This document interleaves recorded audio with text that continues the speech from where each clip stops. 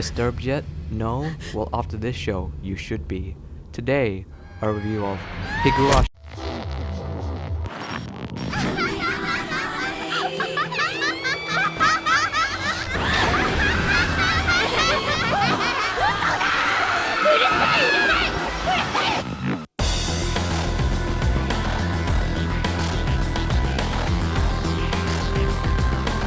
Finding a horror anime is hard, let's be honest, and even when you do find one, it doesn't help the fact that the majority of them are pretty shit. Most of them rely heavily on jump scares or ridiculous over-the-top dramatic scenes. As most of you should know by now, I hold Higurashi in very high regard. It's one of the few anime, if not the only anime, to make me genuinely frightened. It's too bad that the term horror nowadays is often tossed around as if to say that all shows encompassing this genre have no depth to them and are completely superficial. But you know what the sad thing is? It's true. Shows like Mirai Nikki, Elfen Lied, and Danganronpa are all somehow considered horror. Do any of them provide anything deeper besides the fact they all have gore in some sort of ridiculous, unbelievable scene to get people reacting?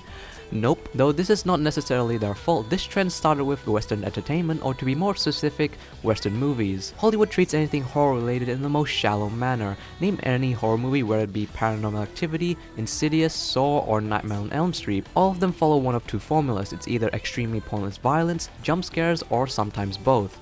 So what does this have to do with anything? Well, there seems to be a misconception that anime horror equals Hollywood horror, when in fact that's not necessarily the case. I much prefer to watch an anime horror since at least there will be some sort of story that doesn't lower itself to shameless violence, most of the time. Though today we'll be looking into an anime that masterfully displays horror in a creepy, yet tasteful way. Higurashi no Naku Koro Ni and its second season Kai. Cue the Kawai transition.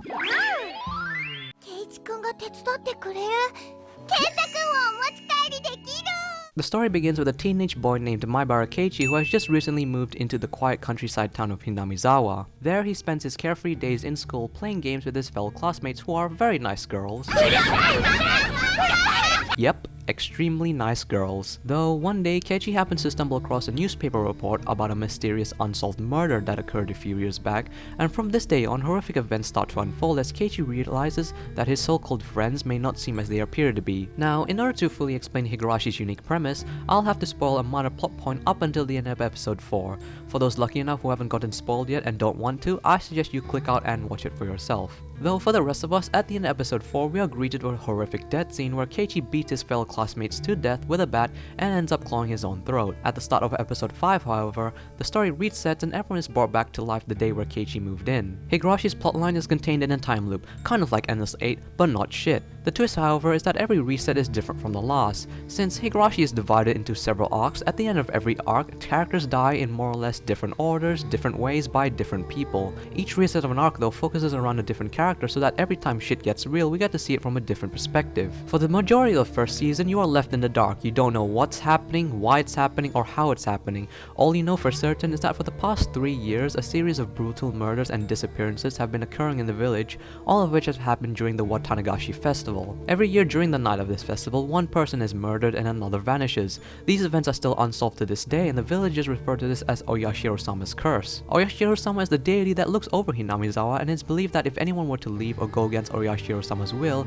that they would befall the curse and die. What makes Higurashi a truly outstanding mystery anime is the lack of information you are given. Higurashi places you in the role of a detective. Throughout every story arc, it leaves behind little hints and clues for you to figure out the overall story. However, just when you think you've solved it, when the next reset takes place, something unexpected happens. Something that makes you reconsider your entire theory. You begin to doubt whether you were given a clue, or it was just a figment of a character's imagination. Throughout the entirety of Higurashi, the series divides itself into question and answer arcs. Every question arc gives new clues and murders for you to solve, while the answer arcs are most of the time an identical repeat of a question arc, but from a different character's perspective of the situation. Think of it this way: if Higurashi is a giant puzzle and its arcs are pieces of the puzzle, you wouldn't be able to solve it in 1 or 2 pieces. But as you progress and keep collecting, you start to see the bigger picture, pun intended. This is why Higurashi is such an intriguing mystery. It never fully reveals itself but leaves a trail of breadcrumbs for you to follow. The information is never free though. Often it's at the expense of the characters' lives. It's only at the end of an arc where you truly get to see what the hell is going on, but by that time most of the characters are probably dead. Now, one thing I really want to talk about is the horror. As I mentioned earlier, anime horror doesn't equal Hollywood horror. People often associate horror with some sort of questionable, disgusting act, and while most of the time the scene is horrific, What people fail to realize is that this is lazy, shallow writing. What do I mean by this? Well, give a kid a vase and have him beat a puppy to death with retarded logic. Yeah, that's horrific, right guys? Congratulations on shit writing! I got this brilliant ideas! Why don't we also have a rape scene? That's a fucking great idea, Michael. Let's have a rape scene, cause rape is always bad, even if it doesn't make any sense. Fucking... Thankfully, Higurashi doesn't resort to such disgusting and distasteful writing, but rather tackles horror in a clever and creepy way. For one thing, Higurashi doesn't have any jump scares, which I highly respect, but not only that, it doesn't overuse its gore or violence in any way. So where does the horror come from? Its atmosphere. You see, Higurashi has a unique sense of scariness. Horror may seem scary, but what it essentially is the unnatural. For instance, being grabbed by someone when you thought you were alone, getting chased by a murderer, or even animal cruelty. However, all these scenarios have an obvious threat, but what happens if there is no clear or obvious threat? Terror. Terror can be described as going to sleep when you know you're home alone, but you hear footsteps coming from another part of the house. Terror is feeling something behind you, breathing down your neck, knowing that you will be grabbed, but turning around to find that there was never anything there. Why is this creepy? Well, it's the fear of ambiguity. More often than not, vagueness of a threat can lead you to believe that the threat is actually scarier than it actually is, and Higurashi depicts this uneasy sensation to a T. They even go as far as to explain the uneasiness in the show. 誰かが遠くからじっと伺ってる。誰かがずっとつけてくる。誰かがいつも自分のすぐ後ろから見てる。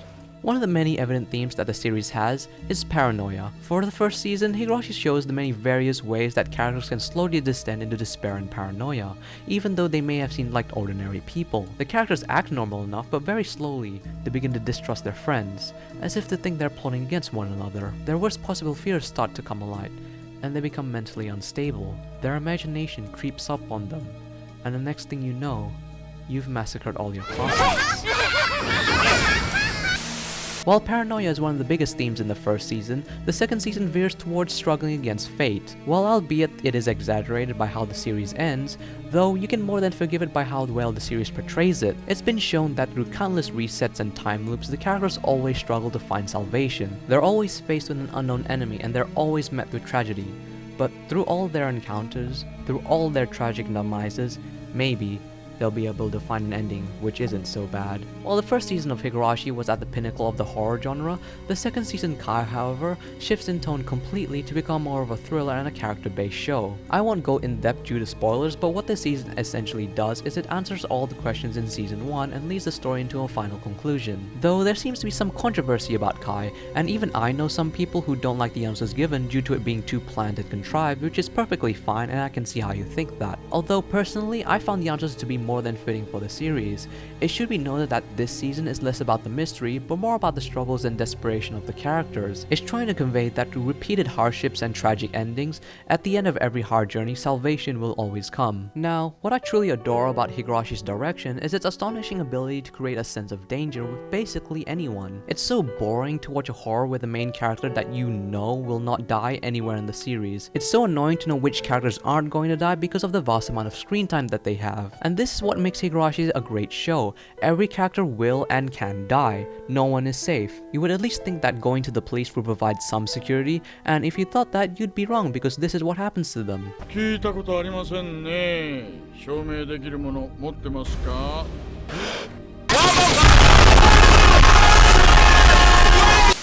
Having said all of that, Higurashi is not a show for everyone.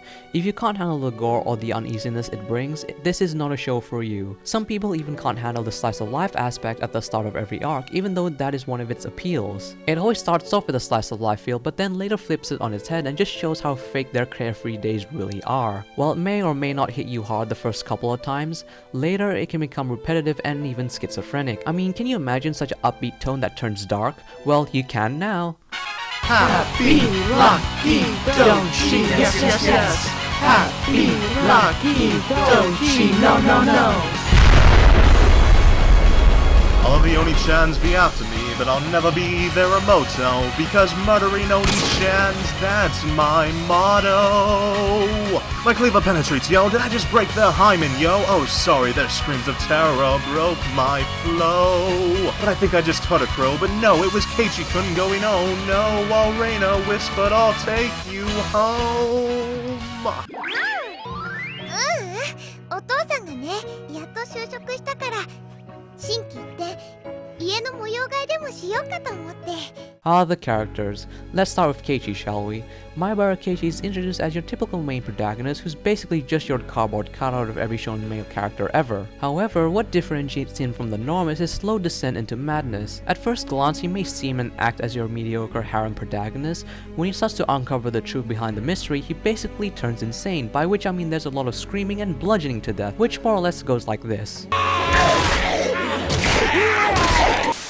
While he can be dim-witted and dumb at times, when needed during those important moments, he can be loyal and trustworthy, most of the time. Satoko Hojo is one of the underdeveloped characters from the main cast, although that doesn't necessarily make her a bad character. Satoko is the in-your-face, obnoxious girl that loves being cunning and devious, although under that playful smile, under that energetic persona, is a girl with a dark past. Since the death of her parents, Satoko has always been mentally unstable, though has never fully broken down due to her support from her brother Satoshi. However, after the disappearance of Satoshi-kun, her mental state completely fails due to her feeling responsible of the event. Satoko now lives with her abusive uncle since she feels the need to endure all the pain she's caused to everyone around her, but it's only a matter of time until she completely breaks down. One thing I find with Satoko is that the series really loves showing child abuse. Like, a lot. Whether it be for the show's disturbing scenes or just showing Satoku's harsh life, you just can't help yourself cringing and feeling sorry for her. Next up, we have Rika Furude, who's arguably one of the most developed and mysterious characters in the show. Often at times, she acts all nonsensical to lighten up the mood, although later on it has shown that Rika just puts on a cute facade to hide her true motives. Through the first season, it's slowly revealed that Rika knows much more about what is going on in Hinamizawa and that she's frantically trying to stop the endless time loops. She's the only person to vaguely remember each loop, and through every reset, through every tragic ending that she ends up, it just shows how powerless she really is. In Kai, Rika actually becomes the central protagonist of the story, and her character often balances between the representation of nihilism and pessimism, believing that after going through so many loops and trying to change the outcome so many times, that no matter what she does, no matter how hard she struggles, there's no point in trying because in the end, it will only lead in tragedy. Though being Rika, she never shows anyone her helpless despair, but instead covers her feelings with her cute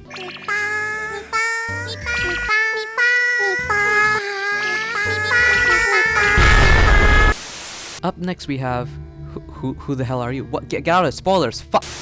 The Sonozaki twins, Mion and Shion. Mion is the playful tomboy on the outside and acts as a leader in a group of friends. Though during those serious moments in the show, she tosses aside her friendly personality and looks closer to an unsympathetic psychopath, which is quite terrifying considering you never actually know what she is thinking. Shion, on the other hand, is the independent, upbeat girl who is basically the exact opposite image of Mion. She is one of the best characters due to her development and her justifiable reasons of doing the things she does, which I can't say due to spoilers. Shion is the perfect example of how paranoia can consume one's mind and make them do very, very disturbing things. And now, the moment you've been waiting for. Best girl,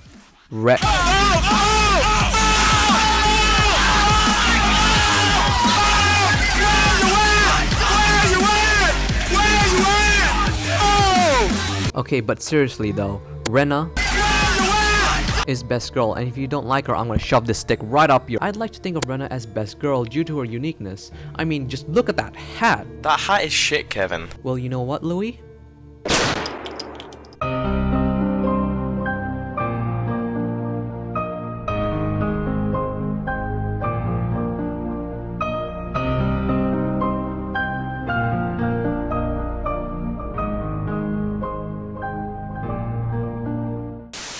Anyhow, while being absolutely cute and adorable and making you want to go,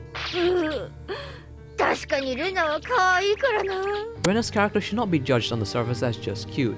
Behind a lovable personality comes a very observant girl who is extremely aware of her surroundings, which can be a good or bad thing depending on the situation. Good being that she'll be able to uncover and solve the mystery, bad being that if she doesn't trust you, you'll most likely end up dead. I mean, in one of the arcs, Rena gives you an ultimatum of helping her hide a dismembered body that she's murdered, or death. It might just be me, but Rena is an extremely fun character to watch. Her dynamics and interactions with the characters around her almost make her unpredictable. She can even completely set the tone of a situation, whether it be fun and comedic or on the flip side, creepy and dark. Overall, she's just a very well-rounded character with oh my. What was I talking about? Oh, characters. Well, having described the main cast without spoiling too much, what makes them have great chemistry with each other are their polar personalities. Each interaction with the different characters are often unique, setting a level of complexity which builds off their suspicion of one another, meaning that the more suspicious they are of each other, the more mind games are being played, which also plays a great role in confusing the hell out of you because you don't know which characters are lying and which characters are telling the truth. This is why the Higurashi cast are so great. They all have a friendly persona on the outside, but when you look deeper into them, they start to show their true colors. 人殺しだよ。きっとみんなに迷惑かけるよ。 Probably the weakest aspect of the show is the animation. Studio Dean doesn't really have the best track record for visual novel adaptations, cough cough, or even anime in general, but sometimes, on those very rare occasions, they pull off something amazing. And as you can tell, Higurashi is one of them. Although the animation of the first season from a technical standpoint is not very good, though I would argue that the low quality actually added to the horrific events, since if you look closely during those scenes, the characters all have exaggerated features which makes them all look psychopathic. This is also referred to as the Higurashi face, and many shows have tried to replicate this, just not as good. For what it's worth, the character designs aren't actually that generic, and you can easily distinguish features that only certain characters have, such as that Rena hat. But in all seriousness, the character designs are good, it's just not as detailed as I prefer it to be. However, in Kai, the animation quality gets a major boost and you can really tell the difference in the quality. While it's still nothing amazing, you can now appreciate torture and mass murder in almost HD. The backgrounds are passable as they just blend in smoothly when you're watching. It's not that good or noticeable, but if anything, it's generic. The death scenes though, I would say, are the best part of the animation. Due to its low quality, the gore and blood spatters and faces they have are very horrifying when they happen. どうして私はあんなにも楽しかった日々を自分で壊してしまったんだろう。 The Higurashi soundtrack is absolutely amazing. Composed by Kenji Kawai, each song plays very atmospherically in a sense that it's creepy and mysterious. Without the soundtrack, the series wouldn't be able to pull off its uneasy feeling the show gives you. The songs are very ominous and give a very eerie experience when watching. I highly recommend that you get the soundtrack and listen to it yourself. Now the openings, I had a very difficult time choosing which one I liked better, but I finally decided that as an opening, visuals and sound, the first opening titled Higurashi no Naku Koro Ni is my favorite one as it just sets the tone of the first season, being this mysterious, creepy show that may haunt you in your sleep. Kai's opening Naraku no Hana is a brilliant song which I prefer listening to than the first opening, song-wise anyway. Kai's opening visuals are symbolic of the series, that being fighting against fate through desperation. The song itself is a desperate one and sounds beautiful to listen to. Now the voice acting, how should I say this? It's almost perfect. While people can and will complain about the moe voices that the characters have, you can't argue that it was intentional for the slice of life moments. It plays upon the cliche of cute girls doing cute things and turns it on its head to show how things can go very, very wrong. What I find amazing and terrifying at the same time are the crazy laughs that the characters pull off, and it's not even the cliched supervillain laugh either. It genuinely sounds like a psychopathic murderer and just sends chills down your back. But you know what they say, you can't spell slaughter without laughter.